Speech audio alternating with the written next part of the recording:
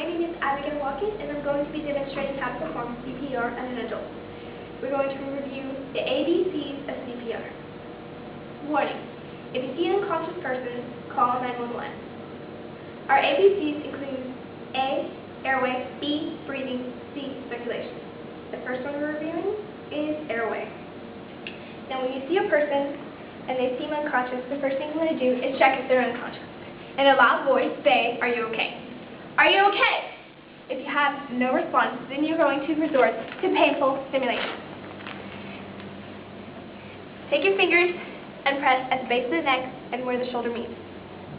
If there is no reply, then we're going to inspect the airway by using either the head tilt chin lift or the jaw thrust. The head tilt chin lift, put your palm on the patient's head, fingers on the bony part of the chin.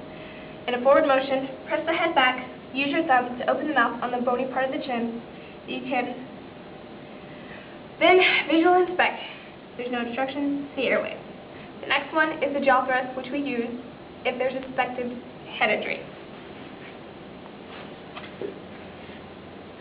Use your forearms, cradle the head, put your fingers on the bony part of the chin. In an upward motion, thrust the jaw, open the mouth with the thumb, and there we go. We can see our airway. Back to the head tilt chin lift.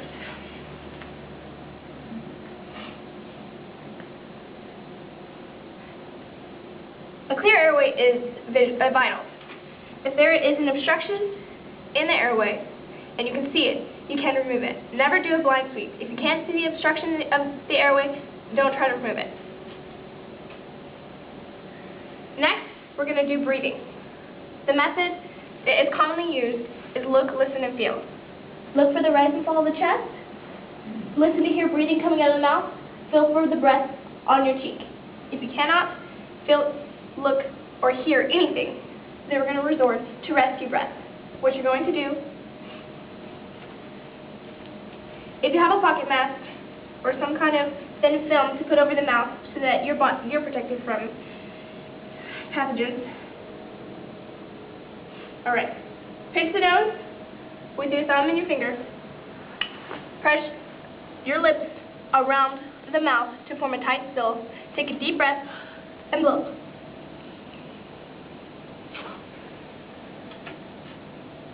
Look for the rise of the chest and the exhale of the breath. One more time. You can do this for about 2 minutes. Next, we're going to circulation.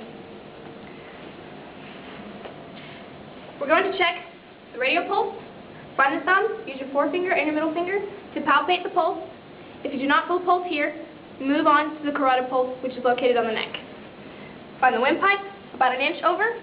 Use the same fingers, feel if there's a pulse. If there is no pulse, then it is a good time to start CPR. Hand placement. Dominant hand covered by your left hand, or your undominant hand. Fingers interlocked.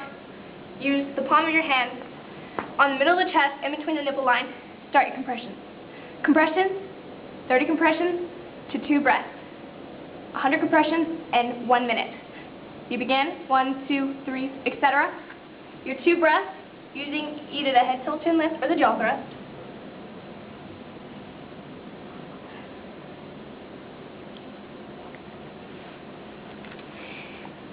After your first cycle, check the pulse, either the radial or the carotid. If there's not a pulse located, then you would use an AED, which is an automatic external defibrillator.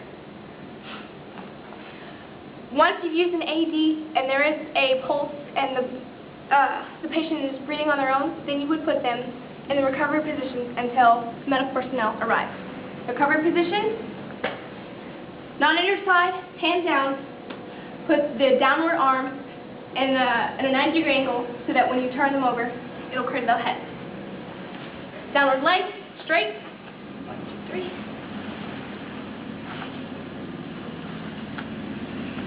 3. Upward leg, 90-degree angle, cross over. And this arm will be laid over the upward arm in a position of comfort. This is the recovery position. These are just the basic steps for CPR. Airway, breathing, and circulation. Special thanks to the American Heart Association and the fine works of Microsoft Clipart, our visual aid, J.C. Hawkins, our computer control, Kyle, and then our camera operator, Matthew. This concludes